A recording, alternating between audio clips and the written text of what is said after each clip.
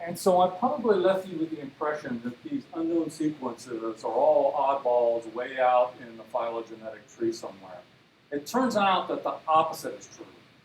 Most of the sequences, if you take an environmental sample and sequence all the ribosomal RNAs in it, yeah, you get a lot of diversity in these oddballs. But most of the sequences you get are sequences related to things that we know a lot about, but not the same as the things we know a lot about. And so most of this hidden diversity of the bacterial world is amongst groups that we know a lot about. Here's a phylogenetic tree of the Enterobacteria. Probably the most well-studied group of bacteria there is, right? This is what it actually looks like. And this is a haphazard, I just went into the ribosomal database, pulled out a contiguous swath of sequences, and this is the tree I got. So here's E. coli, here's Shigella dysentery. By any reasonable measure, two different species of the same genus at best. And there's a bunch of uncultured organisms amongst them. Here's Salmonella enterica and two related species, all these uncharacterized, uncultured sequences in there. Here's a symbiont, primary symbiont of, I don't even know what that thing is. Cytophilus zeamazes, so it's some kind of symbiont, it's a symbiont of corn.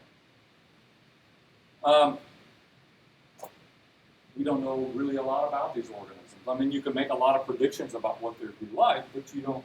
You want to go and see what's going on with them. How are they contributing to the environment? We don't know. Another way to think about this is to think about astrophysics.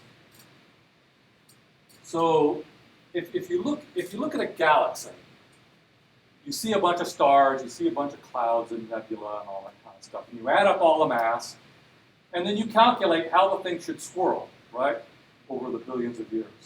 And you're totally wrong. It turns out that if you calculate that, most of the mass is in the center of the galaxy, and it ought to rotate very quickly in the middle and much more slowly on the outside, but they don't do that. They move almost in synchrony all the way around. And the reason is, most of the mass of a galaxy is dark matter. Most of it's in the periphery. We don't see it. We don't know what it is. And it's a big issue in astrophysics these days, is what is all this mass? Something like 90% of the mass of these galaxies, we don't know what it is.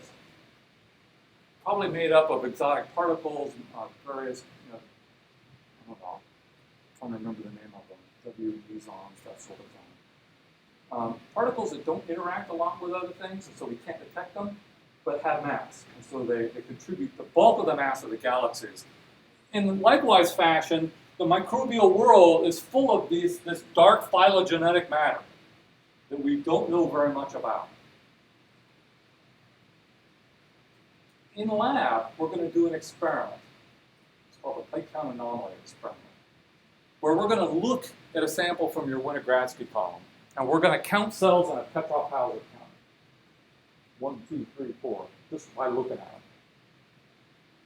And then based on the volume in each one of the squares in the grid, we'll calculate the number of cells per mil in that sample that you can see.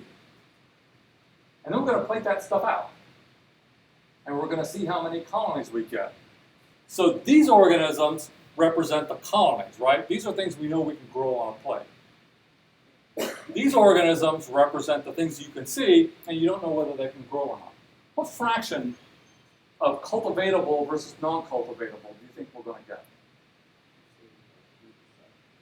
Yeah, so the most commonly, you see this all the time, less than 1% of microbes are cultivatable. 3%, we occasionally get one that high, but not very often. What do you think the average is? 0.25%? You're such an optimist. 1 in a million. It's quite common for a student to have, lots and lots of organisms they see, and they have empty plates when the experiment is done. Not one of them will grow. It's really phenomenal. So let me move on. I may have gotten ahead.